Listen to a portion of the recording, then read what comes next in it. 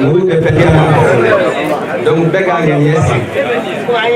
k'a fɔ an bɛ kɛnɛ min kan dogo jaabi kɛnɛ don bɛɛ k'a ŋaniya sigi an bɛ kɛnɛ min kan barika kɛnɛ ta o tuma Yasin alkurana duskundu ala kana ko tɛ kisi na ba alhamdulillahi arrahmanir rahim maliki yawmiddin إياك نعبد وإياك نستعين اهدنا الصراط المستقيم صراط الذين أنعمت عليهم غير العالمين. بسم الله.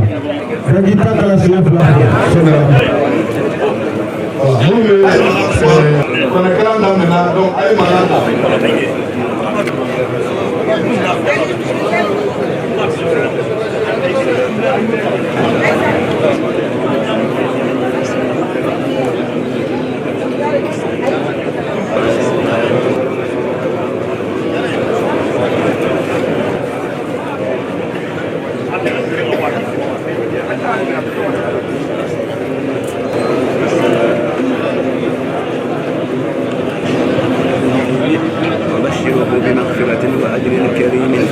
إنا نحن نحيي الموتى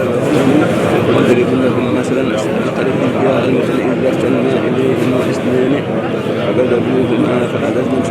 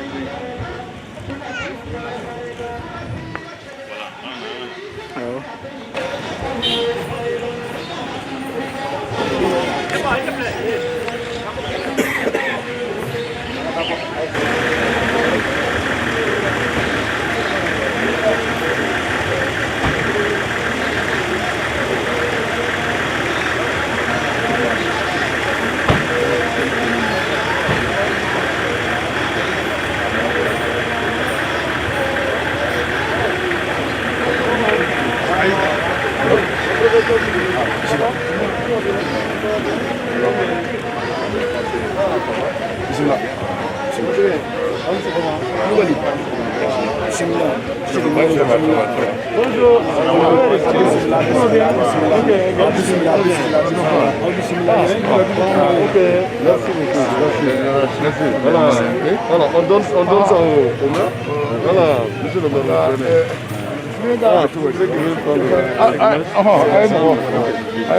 Voilà, Kashingan, la Séanga. Salam alaikum.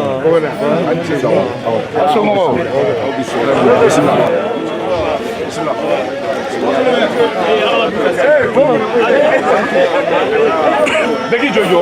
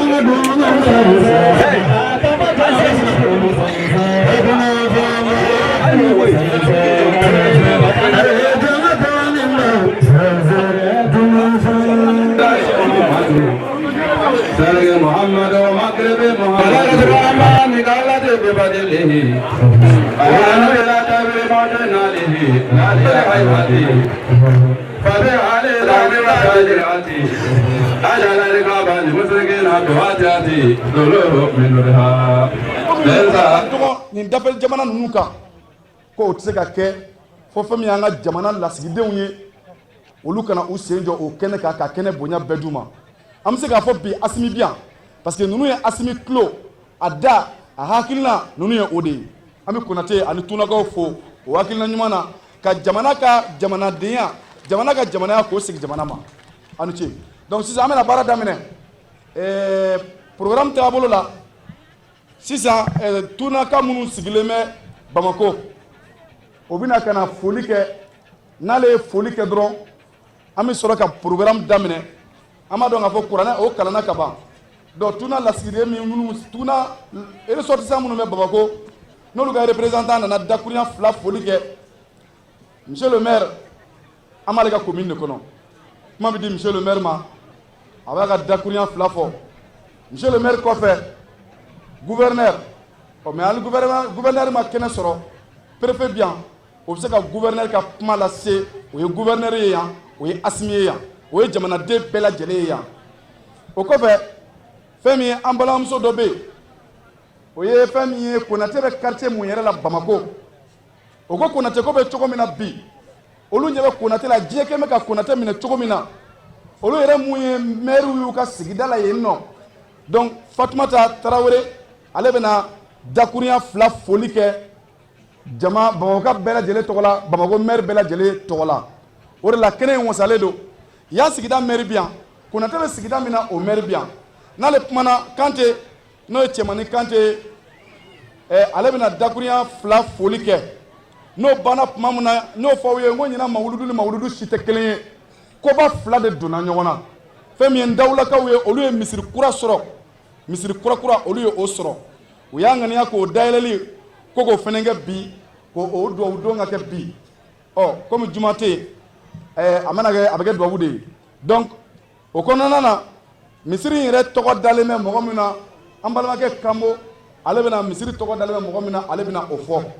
ni ka dɔɔni fɔ fɛn min ye a tɔgɔ dara cɛba min na o ka tariku kan n'o kɛra Ndawula o représentant misiri bɛ yɔrɔ min yɛrɛ la quartier min yɛrɛ la o bɛna dakuruɲa 2 foli kɛ ani nisɔndiya min b'a la o kɔfɛ tigi bɛ Ana n'o ye dugutigi ye an b'ale ka dugu kɔnɔ dugutigi bɛna dakuruɲa 2 foli kɛ dugutigi ka foli kɔfɛ Kante ale bɛ foli kɛ an bɛ sɔrɔ ka wuli Kante mana foli kɛ Konate bi dakuruɲa 2 fɔ jama sanuma ɲɛna an bɛ sɔrɔ ka wuli ka taa Fatiha ta misiri in kɔnɔ an kɔni kɛlen k'a daminɛ ni kira bangeni ye ayi ni ne dɔw bɛ yen fitinin أعوذ بالله من الشيطان الرجيم بسم الله الرحمن الرحيم الحمد لله رب العالمين الرحمن الرحيم مالك يوم الدين إياك نعبد وإياك نستعين اهدنا الصراط المستقيم الصراط الذين أنعمت عليهم غير المغضوب عليهم ولا الضالين إن الله وملائكته يصلون على النبي يا أيها الذين آمنوا صلوا عليه وسلموا تسليما اللهم صل على سيدنا محمد الفاتح لما أغلق والخاتم لما سبق ناصر الحق بالحق والهادي إلى صراطك المستقيم وعلى آله حق قدره ومقداره العظيم السلام عليكم يا جماعة المسلمين والمسلمات تقبل الله عباداتنا وجعلنا من أهل الجنة السماء أمت تغنيني الله تعالى فيك أبو الشيطان ترمى أنجلن كفيك تغنيني الله تعالى فيك أبو الشيطان ترمى أمي على تنوكا بارك لك صلي على كراكا أمينا فوليك دوغوتيغي توغولا المامي توغولا وبيغا بنيا بالا أني masigi joyla commandant ani masigi commandant ana mairie u bɛɛ lajɛlen bonya bɛ kuma la ani kɛnɛmɔgɔ bɛɛ lajɛlen bɛɛ bonya bɛ kuma la an bɛ kɛnɛ min kan ni mawuludi kɛnɛ don o tuma an ka faama minnu y'u sen da ka na foli kɛ an na an b'u fo k'u wale ɲuman dɔn ka tila ka dugawu kɛ u ye ka dugawu kɛ jamana fana ye ka dugawu kɛ dugu ye jamana in bɛɛ b'a dɔn a menacelen don an b'a ɲini ala fɛ ya rabbi jamana in ala k'a bɔ k'a kisi jugu minnu bɛ kɔfɛ ani jugu minnu bɛ kɔnɔla yan nɔ ala k'u bɛɛ dɛsɛ ala k'u malo dugutigi ani alimami u bɛɛ lajɛlen ko u nisɔndiyalen don u bɛ foli kɛ faama minnu nana u bɛ foli k'u ye ka dugawu k'u ye mɔgɔ o mɔgɔ bɛ kɛnɛ kan yan u bɛ foli kɛ bɛɛ lajɛlen ka dugawu kɛ bɛɛ lajɛlen ka tila ka dugawu kɛ jamana ye jamana a bɛ kamana gan min na ala k'a bɔ a la ala k'a kisi ala kɛra bonya kosɔn sɔli ala muhamad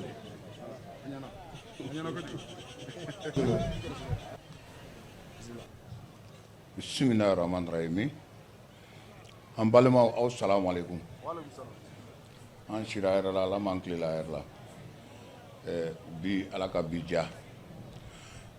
an balimaw an bɛ ala fo ka da kan an bɛ kɛnɛ min kan nin ye kɛnɛ sabalilen de ye ala de y'a nɔgɔya an minnu bɛ nin kɛnɛ kan bi ala de y'a nɔgɔya a ka kɛ an ɲɛna an bɛ fiɲɛ min sama ka fili ale de b'a di n'a a y'a ja a b'a minɛ i la donc n'a ye bi ta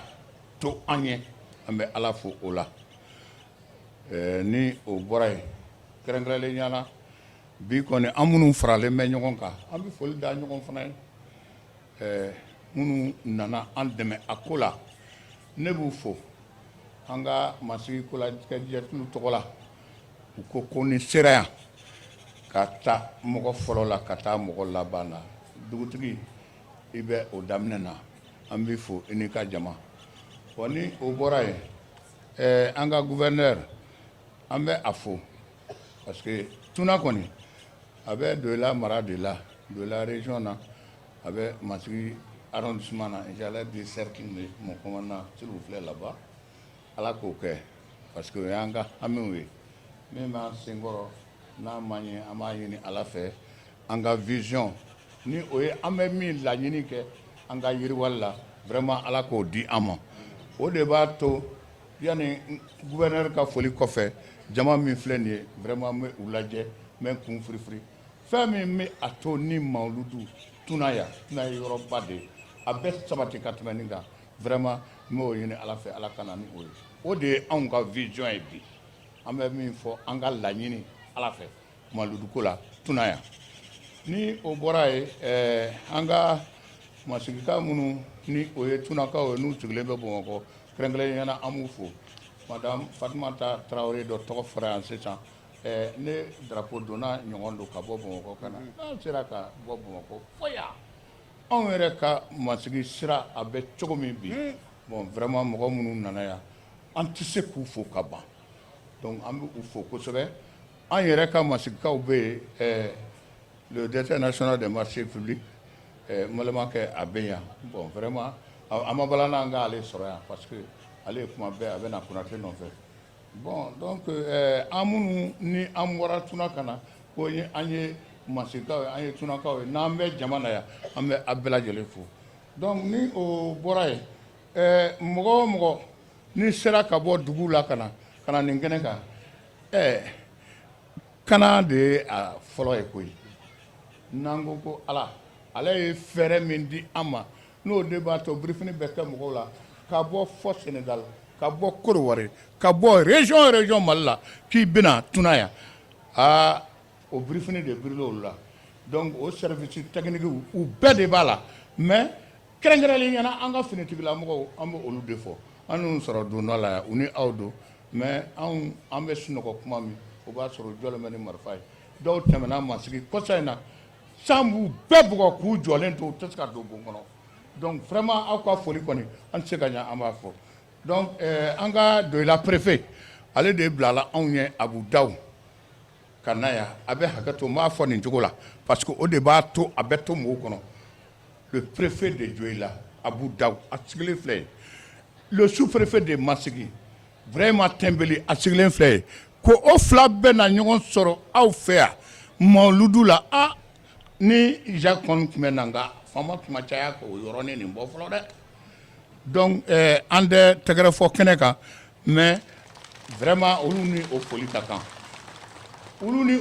kan u hakili banna yɛrɛ de n'o tɛ anw ka Doila sira bilama ko mɔgɔw bɛ boli k'an tɛgɛrɛ tuna yan ce n'est pas facile a ma nɔgɔ donc kɛrɛnkɛrɛnnen ɲɛna n bɛ u fo bon délégation minnu ni o bɔra n y'a fɔ ten région jamana wɛrɛw foli b'a a bɛɛ ye bi ye don ye kɛrɛnkɛrɛnlen ɲɛna don min n'a tɛ se ka tɛmɛ ten surɔ aw tilela sira peut-être kuranakalaw n'a ɲɔgɔn na ne yɛrɛ tun bɛ masigita yɔrɔ la an bɛ bi tile k'a la donc o la vraiment fɛn min bɛ kɛ mawuludu kama bi a fɛn siman b'o a mɔ parce que sababu min de don ni an b'o kalama karamɔgɔw y'a fɔ an ɲɛna Mohamed est là tuna ka ɲɛmɔgɔ tɔw bɛ yan ala kɛra ka bangelen ni o kɛra nin kundi fana bɛ na donc an tɛ se ka to kɔ o la an bɛ aw fo la donc o de y'a to ne yɛrɛ sera ka fara faama ninnu kan ka na yan ka na fara u kan ka tunakaw fo ka na fara u kan ka dunanw fo fɛn min ma aw sɔrɔ aw bɔ kuma la vraiment ne b'a ɲini ala fɛ o si kana mɔgɔ sɔrɔ aw kɔsegin don parce que hali bi i bɛ taa ye an bɛ taa ka mɔgɔw to yan dɔw bɛ si yan kabi tile 3 tile 4 an ye mɔgɔw la u bɛ nana yan donc n tɛ se ka bɔ kuma na ni n ko k'an b'a finitigiw fo an b'an ka jamana ɲɛmɔgɔw fo le président le colonel Assimi Goïta a n'a ka gouvernement basigi min n'an bɛ o kɔnɔ nin ye o basigi ale de don a n'a jɛɲɔgɔnw jamanadenw ne kɔni b'a ɲini aw fɛ an ka kɛ ɲɔgɔn fɛ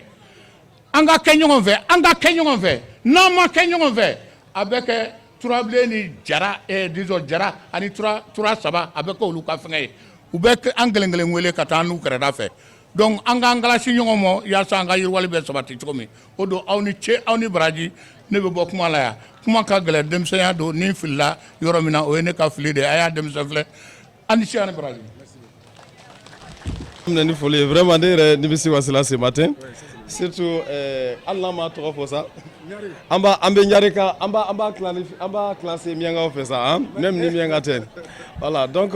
vraiment i ye fɛn o fɛn fɔ an y'a bɛɛ noter parce que ne yɛrɛ nana sira in kan n y'a dɔn k'a fɔ vraiment ce n'est pas facile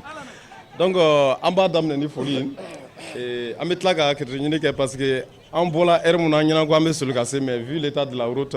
vraiment kɔnɔni kɛla an b'o hakɛto ɲini kɛ n'an bɔra yen ne tɔgɔ ye Abu Daw vraiment ne bɛ yan pour que ka se ka jamana représenter nin cérémonie na yani an ka daminɛ kɛ comme an bɛ maaba ka anniversaire naissance an bɛ wuli ka tasibila kɛ a maaba in ale ni vraiment an ka silamɛsiw bɛɛ lajɛlen fo ka taa se bi ma an bɛ tasibila kɛ 1 minute de silence.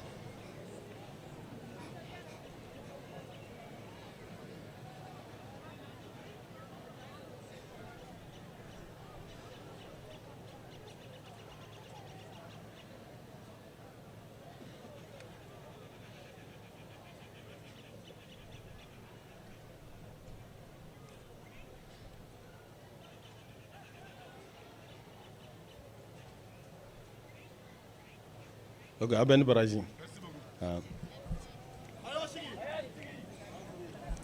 Ok. Donc on va d'amener à Gakuma là-bas, Alain Lagnini Moukela. Je pense que Lagnini Kourouba Kilembe mis à dossier avancé là. Je pense que programmation est là. Comme au Kobara, sera baraté d'amener, Samia sera de l'ensemble. Mais Kabo, Dieu là, faut quoi aller? Kata Bougounimbara là, à dossier avancé là. Mais prévision est là, je pense que dans 2 mois, Barakan a damné. Dans 2 mois, voilà, donc au défaut là. Yélément Besseka doit là. Voilà, je pense que nous Bara damnena, Bretel Moubé, Kaboya, Kana, je pense que ça vaut 10 km. Oui. En rentrant là, je pense qu'il y a un noté. Au fond noté là. Voilà, là ça go. Voilà, donc la gente bouillait comme je pense que en Palmaké a bien mina chama photo bukana parce que nous na okomro bola Europe do bola Mali kono do bola Europe do bola Asie do bola Amérique do bola Océanie donc amba kala to bukana donc je pense que en Palmaké bien aller bina a wala bamanangana aller ni kanto mumbe avec semuna ka framia kan reka. Voilà. Voilà, donc, monsieur le maire de la commune de Massigui, monsieur le chef de village de Djouradougou Touna, monsieur mesdames les ressortissants de Touna, Massigui, venus du Mali et d'ailleurs, chère population de Djuradougou Touna,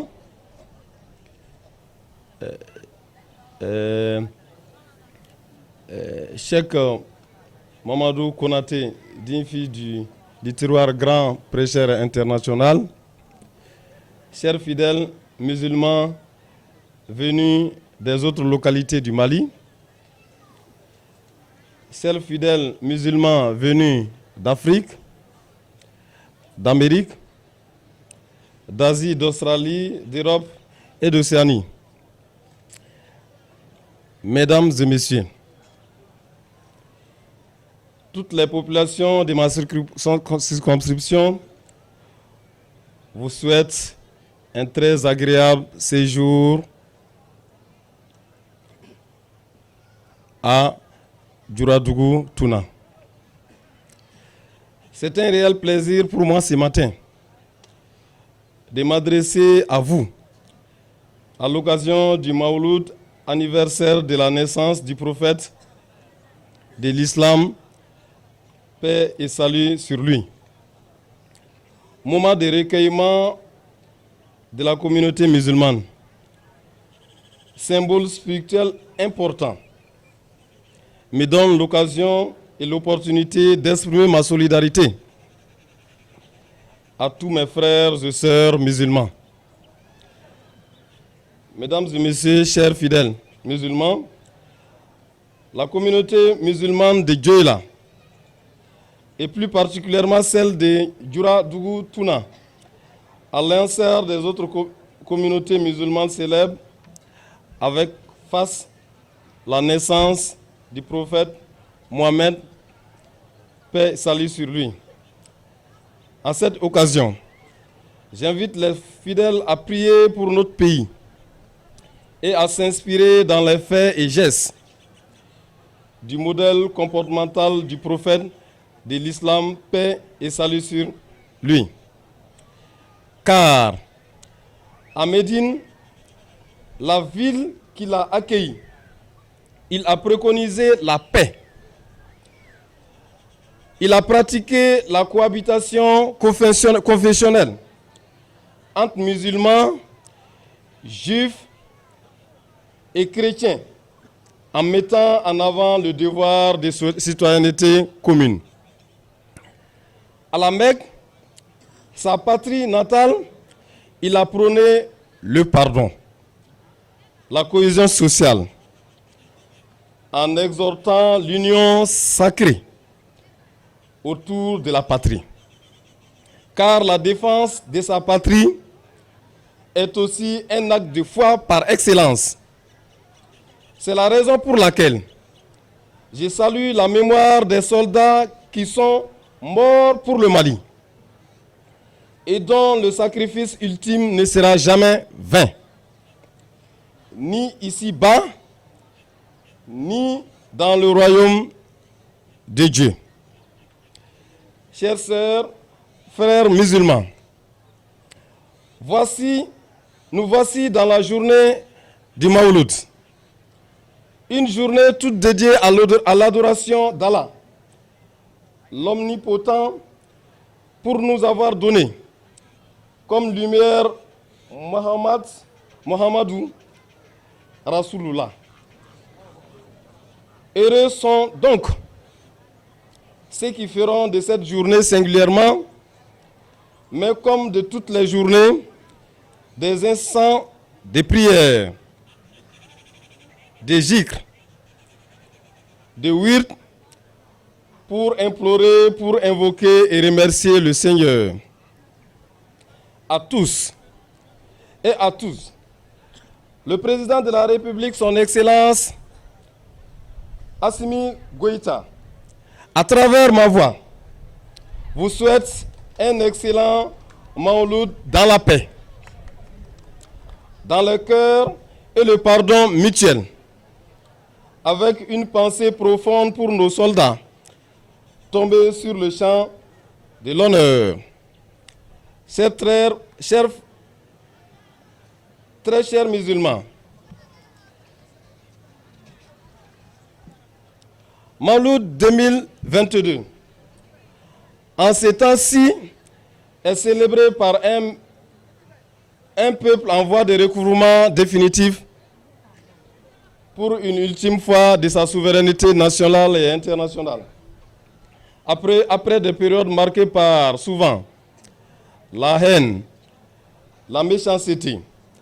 la violence, les mœurs,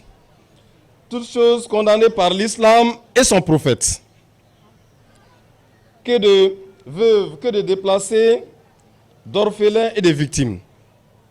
Chers musulmanes venus du Mali et à travers le monde. Médine, cité observière, fut le triomphe de la fraternité entre les musulmans et toutes les communautés qui s'y trouvent, chrétiens, juifs et autres. Makan Mourkarama fut le retour triomphal de Mohamed, paix et salut sur lui, avec un discours de l'unité et de pardon. Alors, chers croyants, portons donc en cette journée le discours de l'amour, ce discours de respect des droits, à la différence, à l'image et celui dont nous célébrons la venue au monde. Mesdames et messieurs, plus que jamais, les enseignements de cet homme de pardon en droit d'essence pour réveiller en vous, dans nos cœurs, des femmes et des hommes qui s'aiment, se pardonnent et qui œuvrent pour l'apaisement social, l'unité nationale. Car la paix du croyant, c'est d'abord la paix de la communauté au sein de laquelle il vit. Mesdames et messieurs, célébrer Maouloud, c'est célébrer le prophète, paix et salut sur lui, dans nos mosquées, dans nos avions, dans nos places publiques, dans l'espoir de voir nos comportements, nos axes de tous les jours s'inscrire dans l'humilité. Chers fidèles musulmans et musulmanes, je souhaite, au nom du président de la République, que ces grands moments de pitié et de générosité viennent renforcer nos velléités, des rassemblements basés sur le pardon mutuel et de tolérance fraternelle. Puisse chacun de nous trouver en cette commémoration de la naissance du prophète Mohamed, paix et salut sur lui, une espérance en des lendemains qui chantent et qui honorent le vivre ensemble. Méritons le prophète dans nos cœurs plus que dans les verbes. Avant de terminer, je ne cesserai de renouveler au nom des autorités mes remerciements au grand guide Mohamedou Konaté, grand prêcheur international, digne fils du terroir, qui organise chaque année, pour la circonstance, un grand événement dans ma circonscription mobilisant, tel que je l'ai dit dans mes introductions, tout le monde entier. L'Afrique, l'Asie, l'Amérique, l'Océanie, et j'en passe. Événement qui regroupe tous les musulmans du Mali et d'ailleurs. Je ne saurais terminer sans remercier l'ensemble des populations de l'arrondissement de Massigui. L'ensemble des populations de Dieu là. Et aussi vous dire, quelle que soit votre provenance, les populations de Dieu là vous remercient pour le développement effectué et pour l'importance accordée à cette localité. Et aussi l'importance accordée à M. Mamadou Konaté, grand prêcheur international. Et sur ce, je souhaite à chacun de vous une très bonne fête de Maouloud à tous et à tous. Je vous remercie.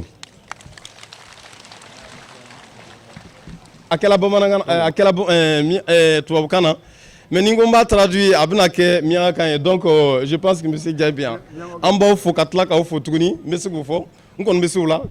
Amba fo présent la katlaka ou fo tuni. n ye caman fɔ discours la dɛ mais n ko an bɛ waleɲuman dɔ kɛ parce que ni événement in n'i ko Jɔni Kunadi i ko fana sababu ɲuman a sababu bɔla jɔn na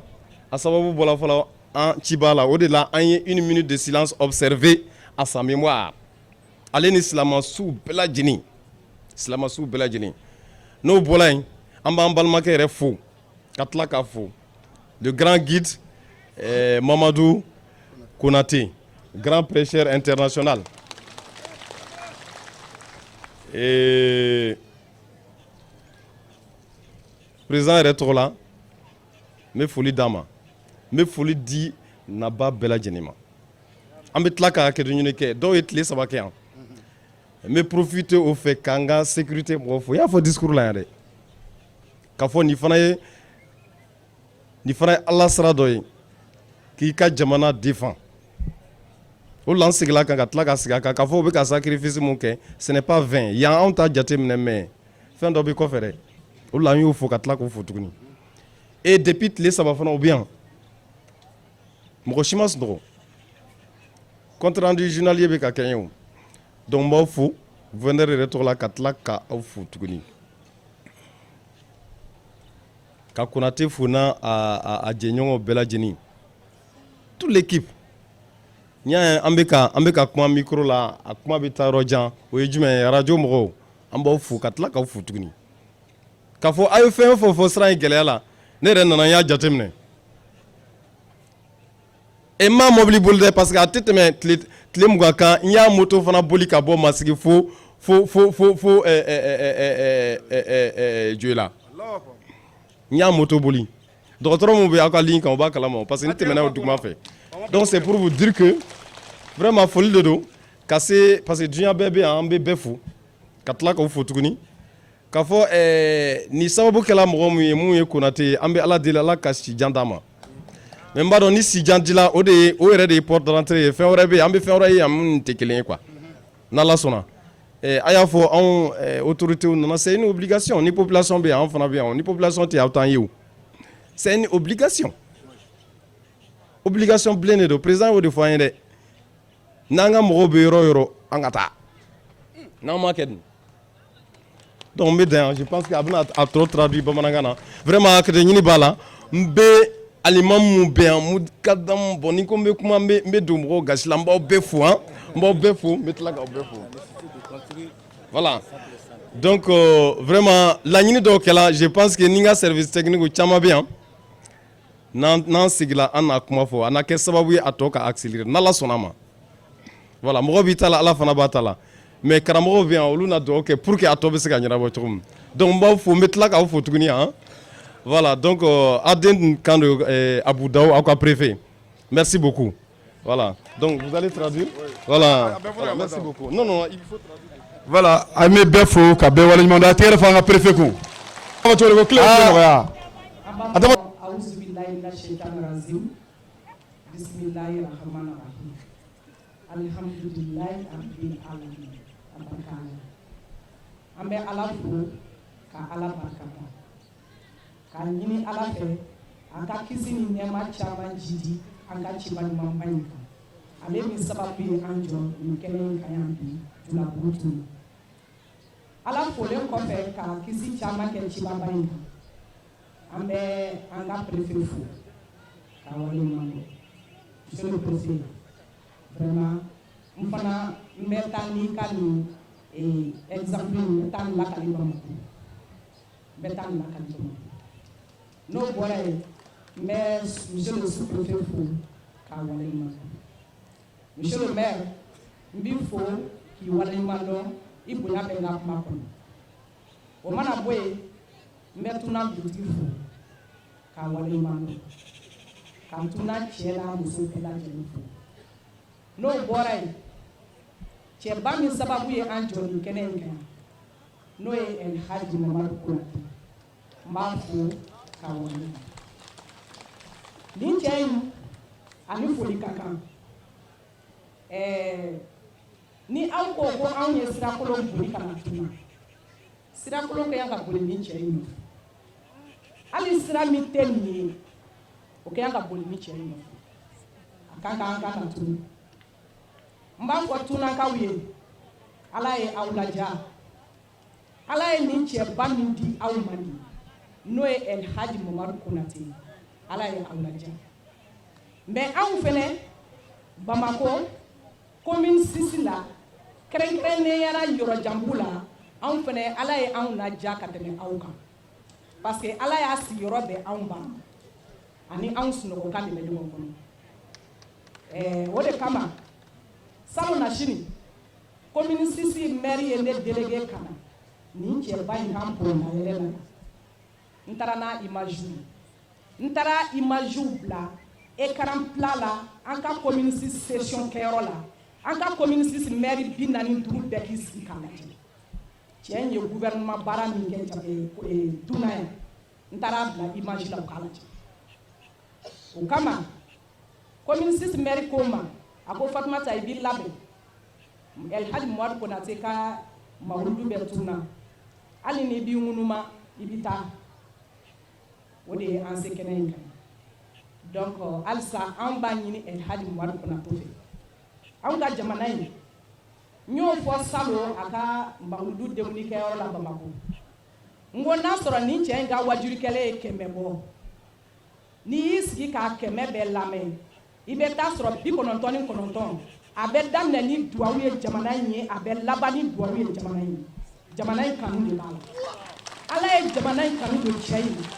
o de kosɔn anw bɛ tagama cɛ in nɔfɛ commune 6 la commune 6 maire bɛɛ bɛ tagama cɛ in nɔfɛ parce que a ka d'an ye mori ka ca dɛ mais jamana kana mori o dɔgɔyara min bɛ jamana kanu i n'a fɔ El Hadji Mamadu Konate o man ca o de ye an se yan donc hali ni sira in tiɲɛna ka tɛmɛ nin kan anw bɛ na donc halisa an b'a ɲini El Hadji Mamadu Konate fɛ jamana in a bɛ ka balancer a ka duwawu k'an ye halisa a ka duwawu kɛ jamana in kalifalen don cɛba minnu na bi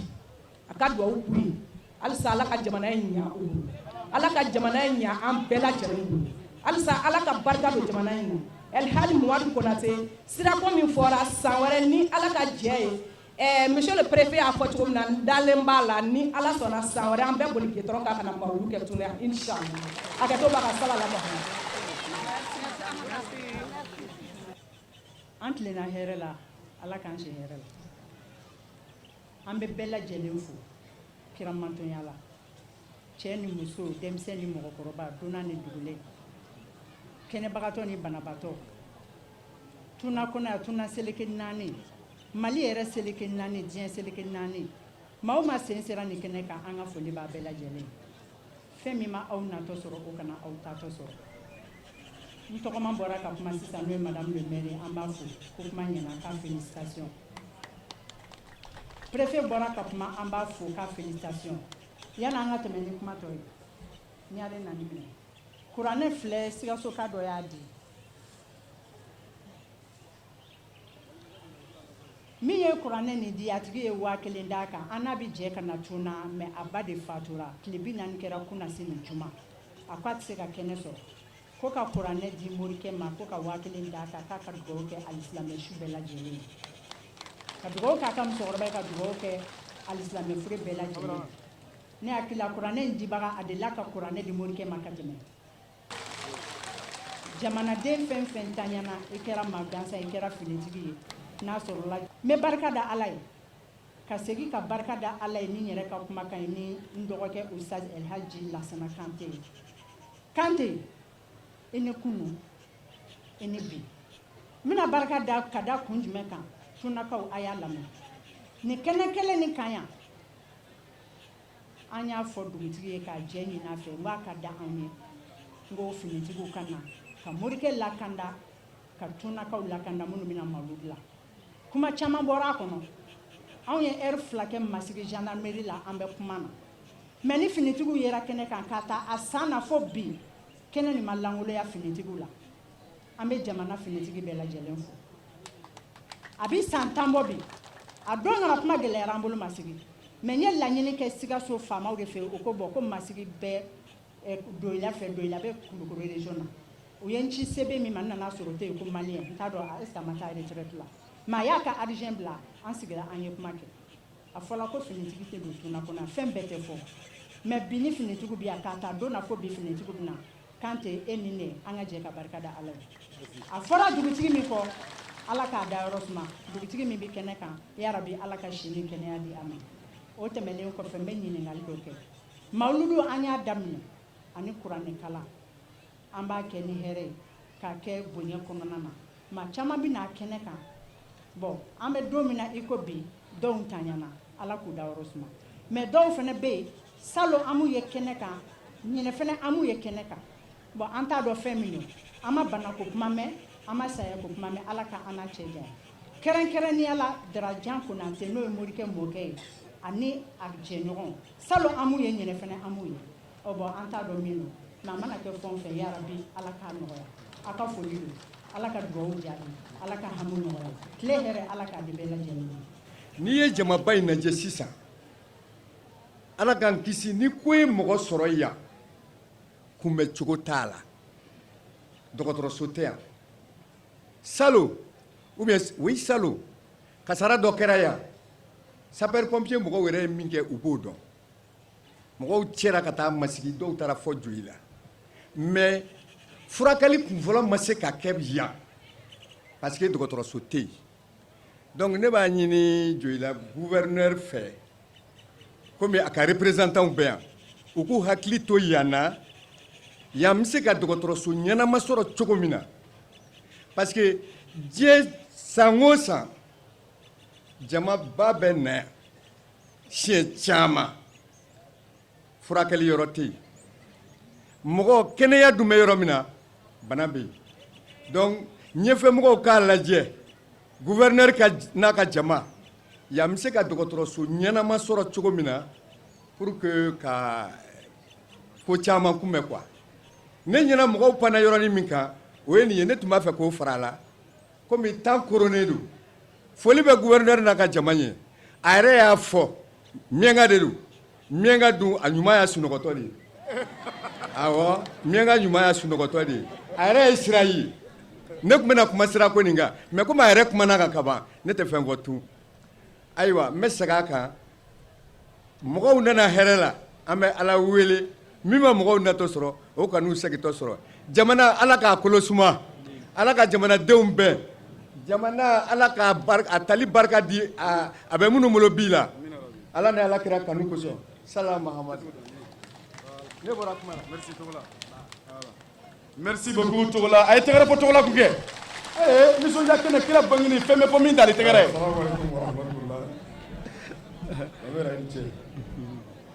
an badenw juguman tɛ ni an ka fɔra ɲɔgɔn kan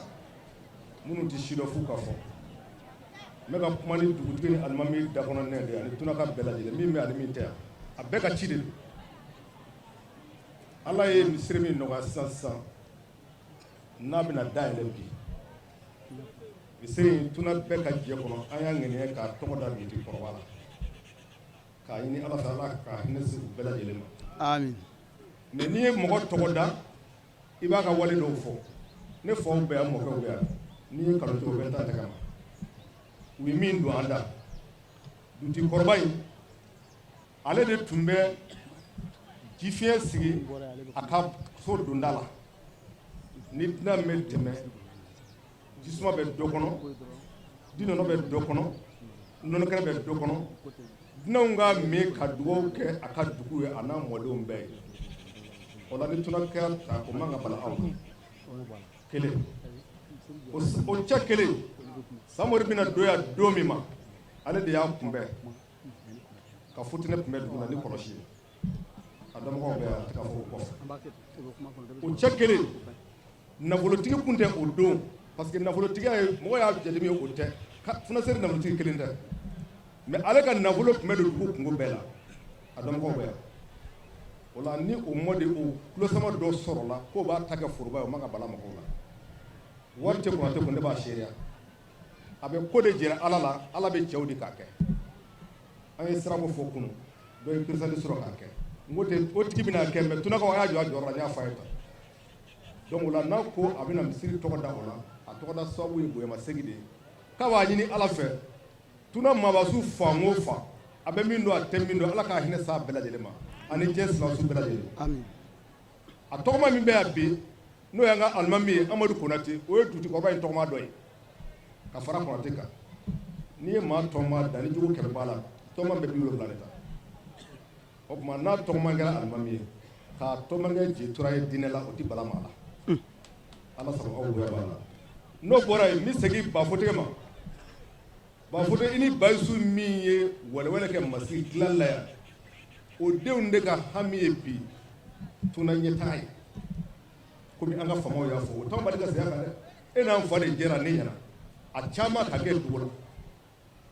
bi ala ye sɔn e ye si dɔ sɔrɔ e denw ou bien i dɔgɔw olu de yera bi olu ka hami ye a ɲɛtaga ye kungo bɛ e bolo wari t'i kun dɛ mais sabu bɛ i bolo k'an dɛmɛ ala sago i bonya b'a la mais ni fɔli dugu tɛ la min ka jɛ a ka bɛ sani ala Muhamad o y'a san nɔgɔ dɔ ye an bɛ nisɔngɔ bɛɛ lajɛlen sara ka jira masigi komini na ni nisɔngɔ sara kɔni ye cɛbɔ dɔ ye tune y'a cɛba dɔ ni ala sɔnna so kɔnɔ an bɛna nisɔngɔ di an faw ma u b'a lase maire ma a ka bɛ sani ala Muhamad ka tɛmɛ fɛn bɛɛ lajɛlen kan o tuma na an b'ale yɛrɛ k'an dalakan ye k'a k'an ka ciden ye o la ale yɛrɛ ka taa ɲɛfɔ an fa ɲɛna n'a mɔkɛ ye ni min bɛ a k'a fɔ an ɲɛna n'o tɛ anw tɛna nana an b'a kalama internet bɛɛ lajɛlen y'a fɔ internet bɛɛ lajɛlen y'a fɔ o la daraja yɛrɛ na o na a bɛ to ka wari caman di ne yɛrɛ ma nin y'a san 2 ne yɛrɛ tɛ k'o sɔrɔ e ka taa fɔ a ɲɛna ta ni min don a ye san hakɛ min bila a kan ne ta fana bila ka na di yan a ka to k'a kɛ sɔrɔ ala ma Allahumma ya Muhammadu ala rabbi Muhammadu ala sayyidina sayyidina Assalamu alaikum wa rahmatullahi ta'ala wa barakatuh.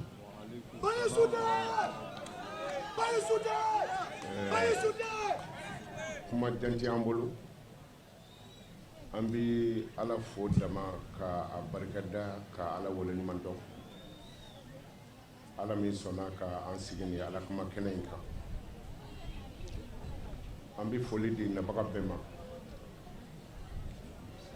minnu bɔra jamana wɛrɛw la ka an sɔrɔ yan ani minnu bɔra Europe jamana ka an sɔrɔ yan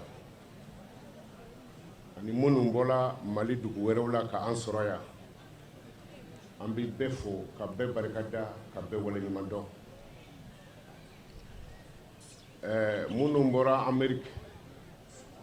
Anglais jamana dɔ in tɔgɔ ye di Malawi an b'a f'u ye welcome to Tuna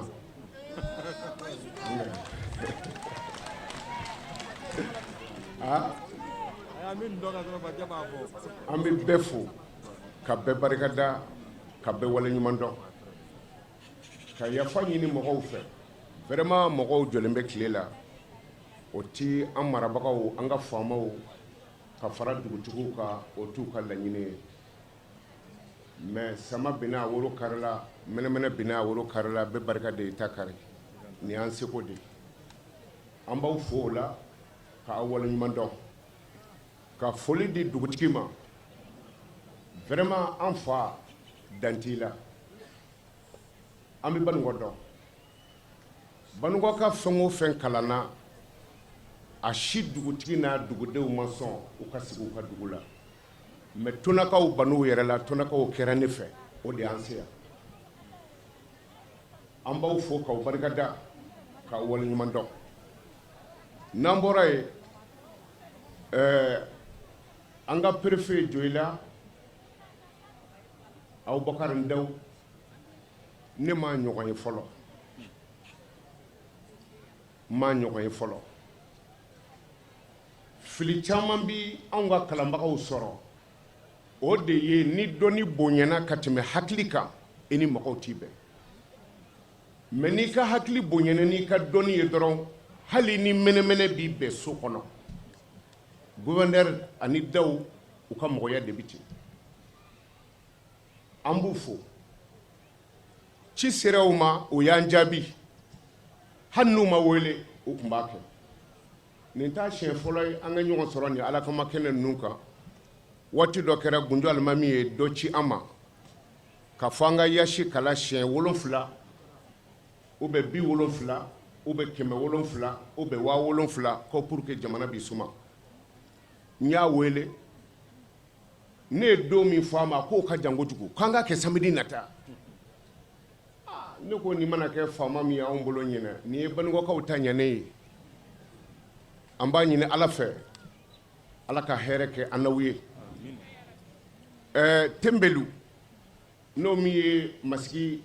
commandant ye sous-préfet de Masigi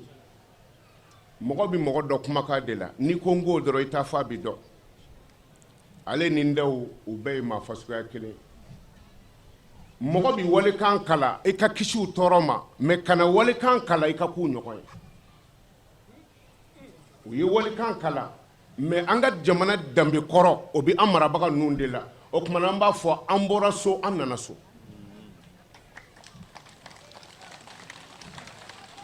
n'an bɔra yen Hashim Goita colonel ni o de ye alakira tuloma sama tɔgɔma ye Mamadu fa kun ye Abdulahi ye Abdulahi fa kun ye Abdulmutalibi ye o Abdulmutalibi fa kun ye Hashimu ye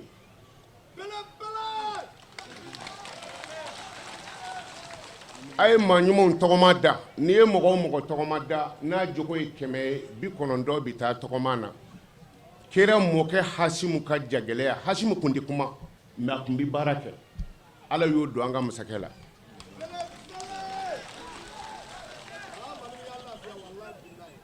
n y'o fɔ aw ye sɔrɔ mɔgɔw yɛlɛra Hashimu kun ye kira a tɔgɔ ye a tuloma sama de an ka président kɛra o ye kira fa kun ye jɔn ye Abulayi tɛ o ma taa maliyɛn bɛɛ kunna wolo Nations Unies la sisan Amérique min bi wajulu la nin o ye jɔn ye don o tɛ kira tɛma ye Manil Fat Manil Moyi Manil Muzil Wahid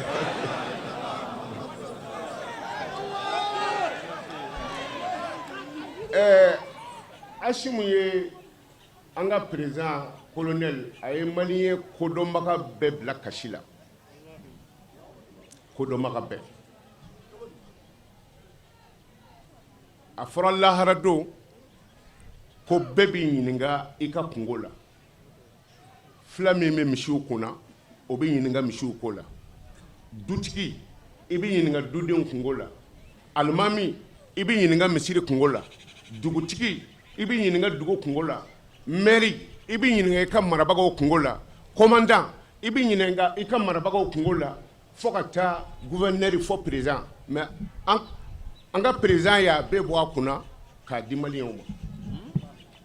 baara b'aw bolo dɛ a ye dugutigi wele sisan ka médaille di dugutigiw ma ka drapeau di dugutigiw ma o kɔrɔ ye di dugutigiw a ta y'a ka dugu ye ka tila k'a fɔ dugutigiw ye dugutigi bulon bi dugu o dugu la o kana taa tribunal la o ka ko bɛɛ ɲɛnabɔ dugutigi bulon kɔnɔ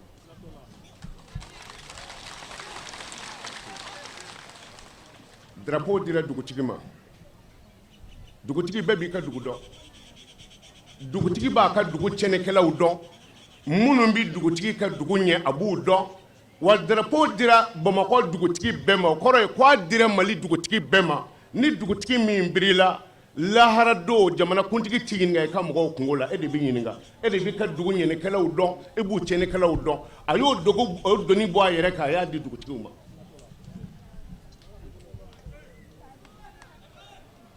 n'i ye préfet daw n'i y'a bila tuna a bɛ maa jugu dɔn yan wa a tɔgɔ ye di Tembelu n'o ye Masigi commandant ye o bɛ mɔgɔ jugu dɔn tuna yan wa ɔ ni drapeau dira tuna dugutigi ma dun dugu kana cɛ dugutigi ɲɛna dugutigi fana ye drapeau di dutigiw ma dugutigi tɛ dugu bɛɛ dɔn nka dutigi bɛɛ b'i ka duden dɔn marifatigiw b'an cɛla ka yaala n'i ye marifatigi ninnu ye dɔrɔn i jigi bɛ tigɛ jamana na ko mara tɛ yen n'o tɛ a sera marifatigi taga yaala ma ne y'i denw ladon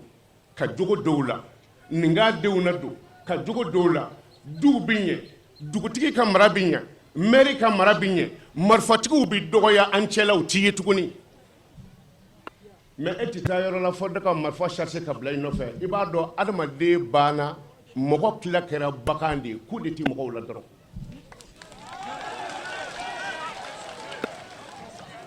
o la an b'a fɔ aw ye an ka jamana kuntigi kɔni a ye drapeau di bɛɛ ma a dira dugutigiw ma o kɔrɔ tɛ k'aw ka yaala ka di dugutigi kelen kelen bɛɛ ma a dira bamakɔ dugutigiw ma kaban a banna mali dugutigi bɛɛ ye mali drapeau sɔrɔ dugutigiw a y'a janto a ka duguw la a ye ɲɔgɔn dɛmɛ a ye hinɛ ɲɔgɔn na bɛnsɛngoniya a y'o dabila n bɛ segin an ka préfet ma Joyila n ko ne yɛrɛ tɛna wajuli kɛ bilen parce que kalan ka di dɛ a ye min fɔ tubabukan na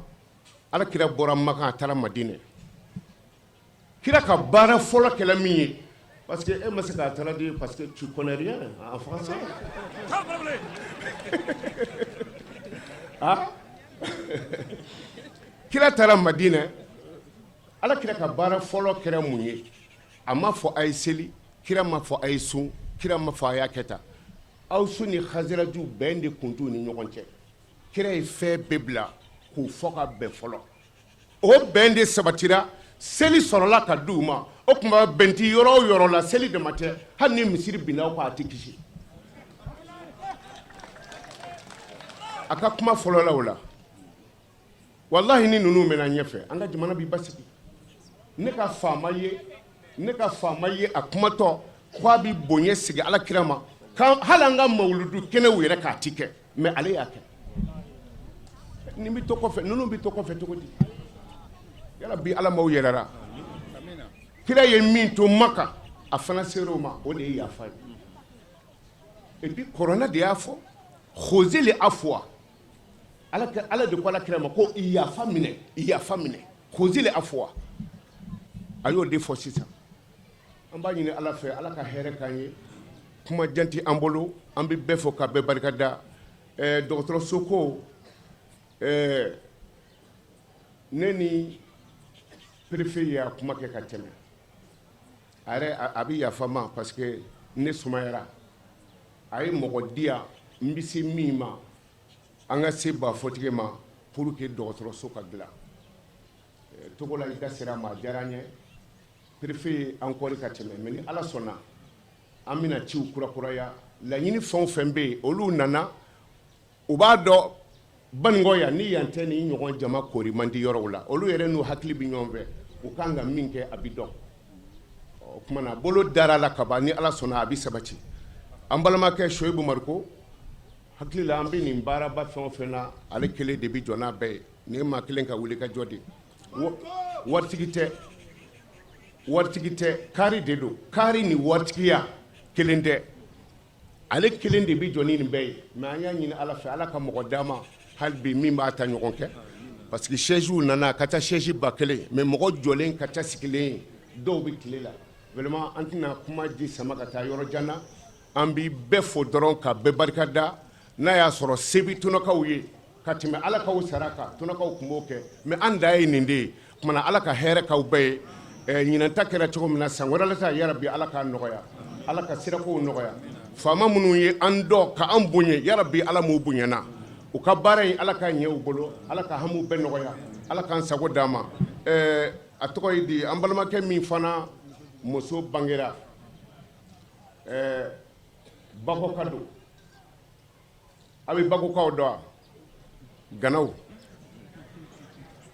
minnu bɛ a tɔgɔ ye di mobili ta ka bɔ Sikaso u bɛ bɔ Ɲɛna ka mobili ta ka taa Sikaso ka sɔrɔ ka na Bamakɔ ka directement ta ka taa n'u tɛmɛna Ɲɛna fɛ a ko Bakari ye yan a fɔ Ngolo ye ko n ko a directement sɛ o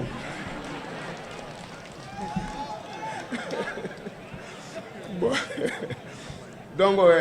an ka a tɔgɔ ye di sapeur mɔgɔ dɔ don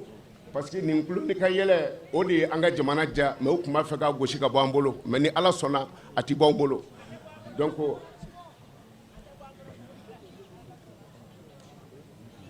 donc ni Ala sɔnna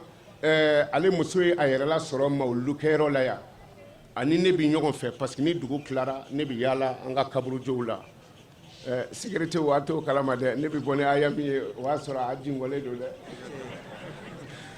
bon ale de ye n ye ka i yɔgɔri nɔfɛ n ko a kɛra cogo di ko karamɔgɔ k'an bɛ taa koyi n ko bɔ n'an ka taa an bɛ ɲɔgɔn fɛ dɔrɔn dugu tila fɛ o y'a wele k'a muso y'a yɛrɛ sɔrɔ k'a kɛra den cɛman ye musoman ye k'an ka tɔgɔ ɲini ka d'a la ne ko bɔn ni cɛ kun don a kun bɛ se ka kɛ alakira ye n ko mɛ kira ba ye Aminata ye a ko den yɛrɛ ba ye Aminata ye n ko bɔn muso min ye alakira ye muso min si min o ye Halima ye tuma n kan k'a tɔgɔ da Halima tuma na a tɔgɔ dara ko Halima ala k'a kɛ Halima ye ala k'a kɛ diinɛ jɔbaga ye an karamɔgɔ Usumani Sero Madi Al Hayidara a ye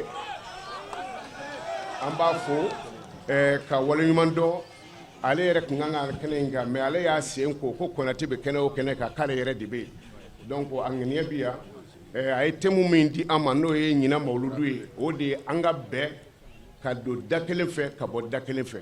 kumana an b'a fo leader tɔgɔ la k'a fo Mali silamɛ bɛɛ tɔgɔ la k'aw bɛɛ lajɛlen fo ala ka san wɛrɛ jira an na ni ala kɛra hɔrɔma ye sɔli ala rasuli ni an wulila sisan an bɛna taga misiri dayɛlɛ aw bi sabali an fa minnu bɛ yan n'an bɛna olu bonya kama a n'an ka maaba minnu n'an y'u invité ka bɔ yɔrɔjanw na ka na a bi sabali aw kana ferkew la u ka taama lafiya la ka taga misiri dayɛlɛ lafiya la aw ni an bɛ ka bonya b'o kɔnɔ mais i bɛ mɔgɔ min barika ɲini n'i y'a talo ka bin madala n'i bɛ barika sɔrɔ dɛ kumana an bɛ k'an hakili siri a b'a dɔn cɛkɔrɔba nin dɔw i ɲɛ bɛ bere la cɛ in bolo n tɛ se ka foyi kɛ tuguni sani dɔ k'a talo ka bin o kumana an b'a to o ka taa fɔlɔ salamu aleykum dugawu ma kɛ fɔlɔ wala dugawu de bɛ kɛ sisan an bɛ sɔrɔ ka se misiri ma salamu aleykum maliki yawmiddin iyyaka na'budu wa iyyaka nasta'in اهدنا الصراط المستقيم صراط الذين أنعمت عليهم غير المغضوب عليهم ولا الضالين اللهم صل وسلم وبارك على سيدنا محمد الفاتح لما أغلق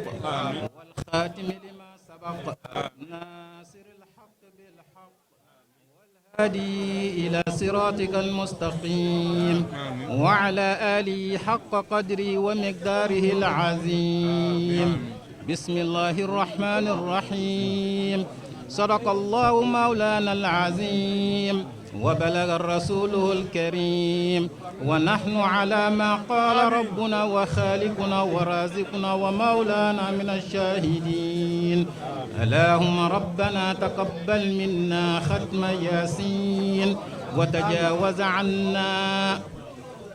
وتجاوز عنا ما كان في تلاوته من السهو والنسيان أو تحريف كلمة عن موضعها أو تغيير حرف أو تقديم أو تأخير أو زيادة أو نقصان أو تاويل على غير ما أنزلته أو ريب أو شك أو تعجيل عند تلاوته أو كسل أو سرعة أو زيغ اللسان أو وقوف بغير وقف أو إدغام بغير إدغام أو إظهار بغير بيان فاكتبوا منا على التمام والكمال والمحذب من كل الحان فاغفر لنا يا ربنا يا سيدنا لا تؤاخذنا يا مولانا وارزقنا فضل من قرأه مؤديا حقه مع العداء والقلب واللسان وهب لنا به الخير والسعادة والبشارة والأمان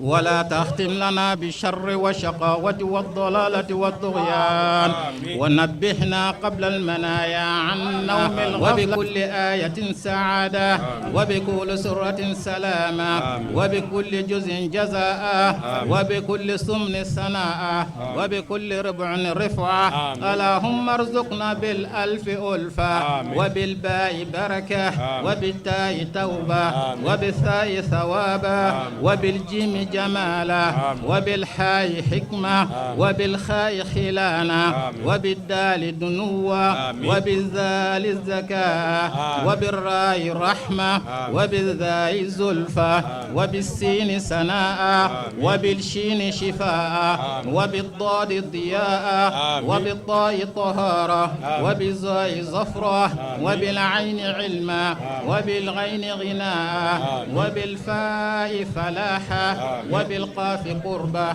وبالكاف كفاية وباللام لطفا وبالميم موعظة وبالنون نورا وبالواو وصلة وبالهاء هداية وباللام الألف لقاء وباللام الألف لقاء وبالياء يسرى وصلى الله على سيدنا محمد وآله طاهرين أجمعين. اللهم بلغ ثواب ما قرأنا ونور ما تلونا إلى روح سيدنا محمد عليه السلام وإلى أرواح أصحابه رضي الله عنهم أجمعين وإلى أرواح جميع الأنبياء والأولياء والمرسلين وإلى أرواح آبائنا وأمهاتنا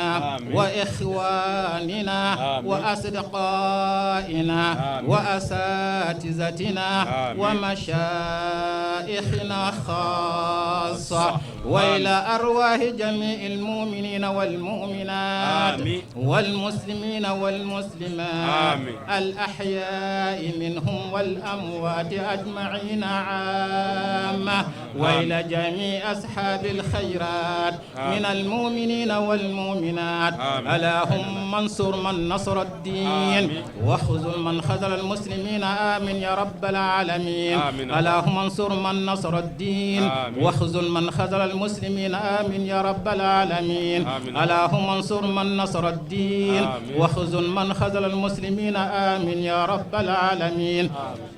اللهم صل على سيدنا محمد على قدره بك فيه. اللهم صل على سيدنا محمد على قدر عنايتك به. اللهم صل على سيدنا محمد حق قدر ومقدار العظيم. اللهم صل على سيدنا محمد صلاة تنجينا بها من جميع الأحوال والآفات وتقضي لنا بها جميع الحاجات وتطهرنا بها من جميع السيئات وترفعنا بها عندك أعلى الدرجات وتبلغنا بها أقصى الغايات من جميع الخيرات في الحياة وبعد الممات. اللهم صل صلاة كاملة وسلم سلاما تاما على سيدنا محمد الذي تنحل به العقد وتنفرج به الكرب وتقضى به الحوائج وتنال به الرغائب وحسن الخواتم ويستسقى الغمام بوجه الكريم وعلى آله وصحبه في كل لمحة ونفس بعدد كل معلوم لك. اللهم صل على سيدنا محمد السابق للخلق النور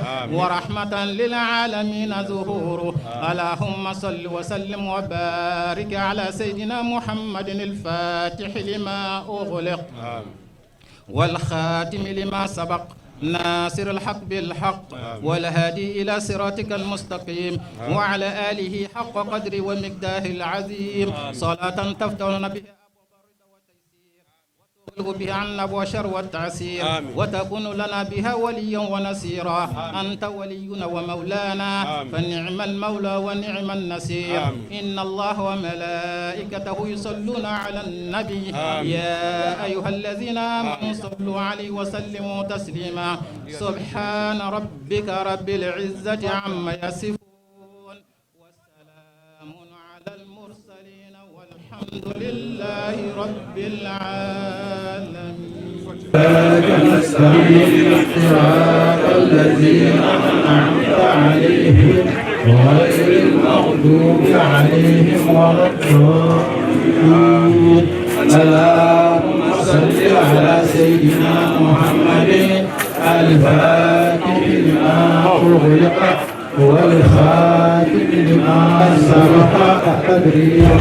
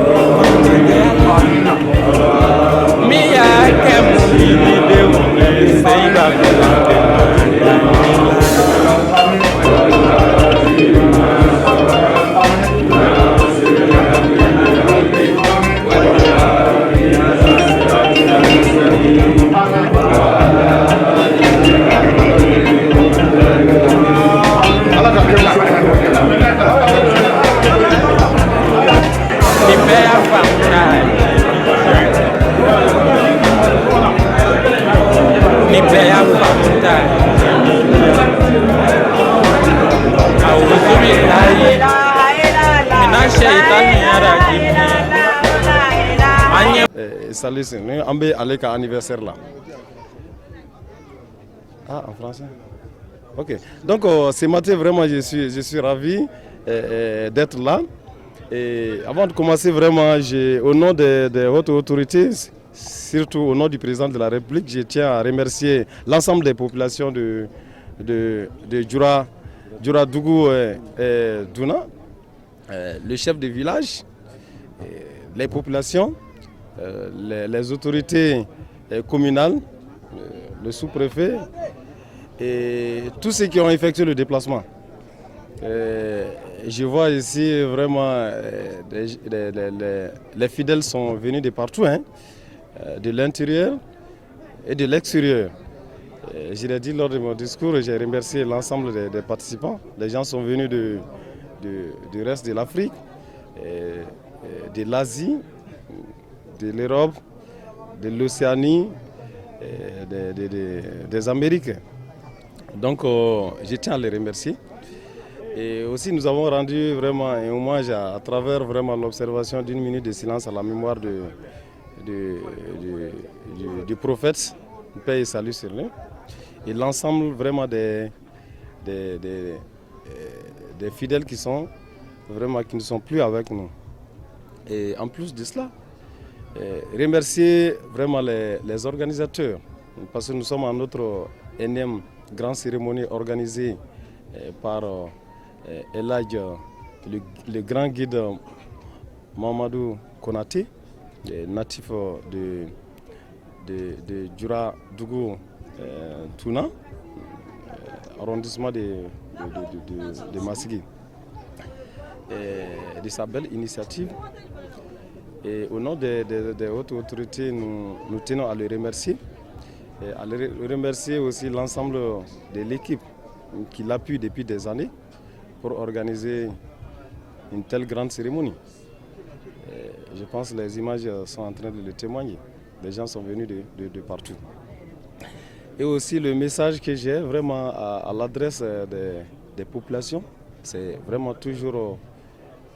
c'est une journée commémorative de la naissance du prophète qui a toujours prôné la paix, le pardon, la cohésion sociale. Et nous sommes vraiment à un tournant de notre République, vraiment qui interpelle l'ensemble des populations à se pardonner, à cohabiter et aussi à beaucoup prier pour le pays. Beaucoup prier pour le pays. Et nous prenons aujourd'hui le prophète comme exemple. Il a commencé à Médine en prônant la paix, à la Mecque, la même chose, et en prônant la cohésion sociale, le pardon. Je pense que ce sont des vertus aussi, vraiment, de l'islam. De l'islam. Raison pour laquelle nous sommes là aujourd'hui, en train de commémorer sa naissance. Sa naissance. Donc, au nom du président de la République, nous avons besoin de ça. De ça. Et en plus de ça aussi, vraiment prier pour tous ceux qui sont en train de se battre pour que ces pays-là, la date d'aujourd'hui, puissent rester debout. Il s'agit de nos forces de sécurité. Ici à Touna, je pense l'équipe, une forte équipe est mobilisée et qui a fait plus de 4 jours déjà. Donc, les remercier et demander aux populations de beaucoup prier pour eux et aussi de les appuyer. Je pense lors des différents discours, les gens l'ont dit. Nos forces de défense, les défis qui sont en train de relever aujourd'hui, ce sont des défis grâce à vos différents efforts, grâce à vos appuis, grâce à vos bénédictions, grâce à vos prières, etc. etc. Donc l'occasion aussi aujourd'hui pour rappeler les uns aux autres à ces devoirs, qui est un devoir vraiment républicain. Et aussi un grand hommage aussi au président de la République qui a su vraiment donner un cachet particulier cette année au Mawlud, en demandant à l'ensemble des populations de prier pour l'armée. De prier pour l'armée et de prier aussi pour la République. C'est important. C'est très important. Donc, vraiment remercier les uns et les autres. Et nous venons aussi d'inaugurer la maison de Dieu. C'est la maison aussi où on prône quoi? D'abord la paix, l'entente. C'est ça la religion, hein? La paix, l'entente, la cohésion sociale. Et c'est tellement important. Donc, profitez aussi pour interpeller les populations. Pour dire ici que nous attendons ici des actes très concrets. Des actes concrets pour que ces pays puissent vraiment sortir de cette situation. Nous sommes en train de le faire. Nous avons besoin des bénédictions des uns et des autres dans cette mosquée et dans plusieurs autres mosquées, dans toutes les mosquées du Mali. Et aussi profiter de l'occasion pour remercier au nom du président de la République le donateur qui a investi aujourd'hui, qui a investi des millions pour la réalisation de cette infrastructure. Il s'agit de El Hadj Mamadou Konaté, grand prêcheur international, qui a pu laisser ses maisons inachevées, voire même non construites, pour venir construire pour sa communauté et construire pour Dieu. C'est ça, construire pour Dieu. Donc les populations sont interpellées. En ce qui concerne le message qui va y être véhiculé, et aussi le comportement de toutes les populations à l'égard de ces joyaux qui doivent être préservés, qui doivent être entretenus. Et je le souhaite bien, d'ici le Mawlud prochain, nous venons trouver que ça a changé de commodité, surtout en termes de verdure. Le chef de village est là. Donc l'année prochaine, à Mawlud moins 1 mois, nous allons voir si vraiment il a planté beaucoup d'arbres. Pour que nous sommes sous le soleil. Et d'ici l'année prochaine, nous trouverons vraiment sous les arbres des arbres fruitiers, des manguiers. C'est notre souhait, c'est l'idéal. Voilà. Donc vraiment merci aux différents médias. Merci à l'ensemble des populations qui sont venues vraiment d'autres localités. Merci aux chefs de village et ses conseillers. Merci aux sous-préfets, les autorités. Merci aux maires. Merci à tous ceux qui ont vraiment effectué le déplacement. Et vous dire à votre retour dans vos familles respectives, nous allons retourner requinquer des messages de paix, des messages de cohésion sociale, des messages pour que le Mali retrouve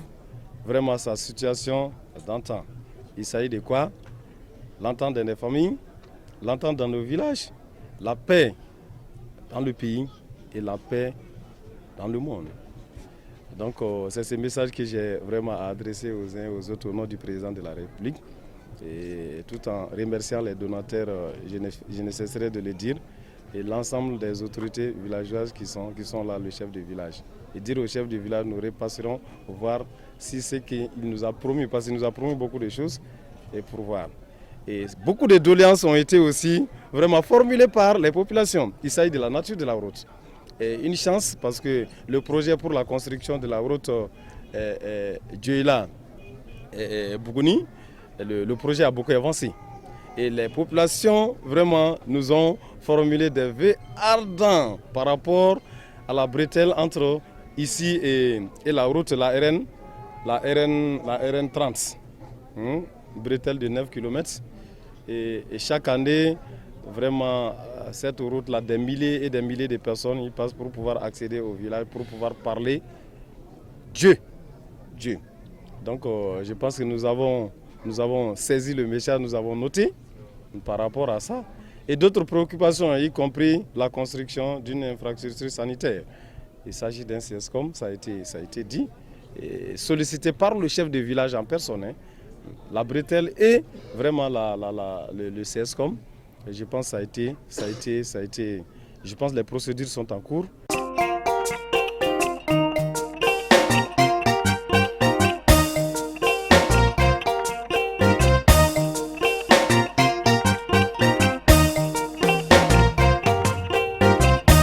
Kadama konona jayala, konate iekira la dege. Kadama konona jayala, konate iekira la dege. Konada iekira la dege. Fama la kamba iekira la dege. Ok, je remercie tout le monde, particulièrement à Cheikh Mamadou Konaté. C'est un ami, un collaborateur. Et je vais le remercier pour ses gestes. La mosquée qui a été offerte à la famille Daou à Djuradougou Touna. Ce n'est pas la première fois qu'il fait ces gestes-là. Il a fait les 2 ponts à Touna ici. Il a donné des ambulances à Djuradougou Touna. Aujourd'hui, c'est l'ouverture de la mosquée. Moi, je suis très fier de lui et je lui remercie beaucoup parce que c'est un geste citoyen qui montre l'exemple à tous les ressortissants de Touna ainsi qu'à tous les ressortissants du Mali de faire quelque chose à son village natal. Vraiment, c'est un geste à remercier. Vraiment, je lui félicite beaucoup et je l'encourage. Il y a beaucoup de projets, à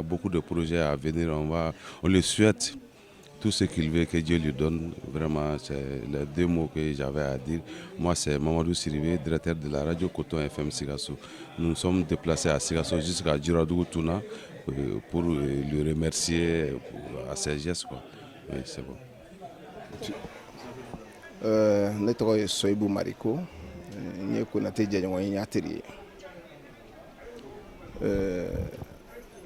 An bɔra ka Mawuludu 2022 ɲɛnamaya sisan Djuradougou Touna. Fɛti kɛra sigiyɔrɔma 2 ye. Mawuludu yɛrɛ wajuli kɔrɔlen an bɛ deli k'o kɛ yan kɔrɔlen. Nka misiri dayɛlɛ farala ɲinanta kan, donc o ye fɛti kɛ sigiyɔrɔma 2 ye. Jama bɔra yɔrɔ caman na, dɔw bɔra Mali kɔnɔ, dɔw bɔra Mali kɔ kan. Nisɔndiya an bolo parce que Konate bɛ nin baara ninnu na depuis waati jan déjà. A ye fɛn o fɛn kɛ yan, a kɛra dɔgɔtɔrɔso ko, a kɛra pont ko ye o, a kɛra fɛn wɛrɛ ye o, n kɛra bɛɛ seere, n b'a nɔfɛ a bɛɛ la. Donc tiɲɛ yɛrɛ la bi ne nisɔndiyalen b'a don kosɛbɛ. Baara minnu kɛra bi, dugawu minnu kɛra jamana ye, nisɔndiyalen don kosɛbɛ baaraw tɛmɛcogo la. Awɔ.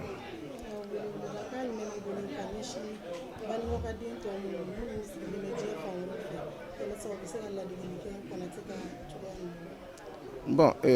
Konate ka taabolo ye min ye a bɛ tile k'o de fɔ. Dɔ y'a fɔ a ka kuma na bi ko ni Konate dugawu kɛ siɲɛ 100 i b'a sɔrɔ 99 a bɛ daminɛ ni jamana ko ye, a bɛ laban ni jamana ko ye. Donc o bɛ faso kanu de ko fɔ. Donc n bɛ min ɲini an ka Banikɔ ka den tɔw fɛ,